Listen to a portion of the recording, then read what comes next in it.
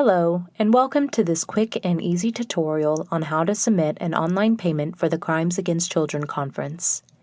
All you will need to follow along with me is your computer, your registration confirmation email, and an open web browser.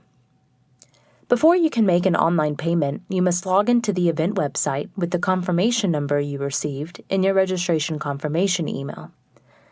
Your registration confirmation email contains your confirmation number, along with the link to the online payment page.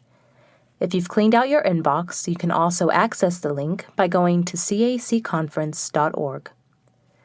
Once there, hover over Registration, Fees and Payment Information, and then click on Payment Method. Scroll down to How to Submit an Online Payment and click on Click Here. Click on Already Registered. No matter which link you click, in your confirmation email or on the website, you must enter the email address you used to register for the event, along with the confirmation number you received in your registration confirmation email. Click Log In. Once logged in, you will be directed to your confirmation page. From here, click on Submit Payment. You are now at the post-registration payment page and can submit a payment online. We accept MasterCard, Visa, American Express, and Discover.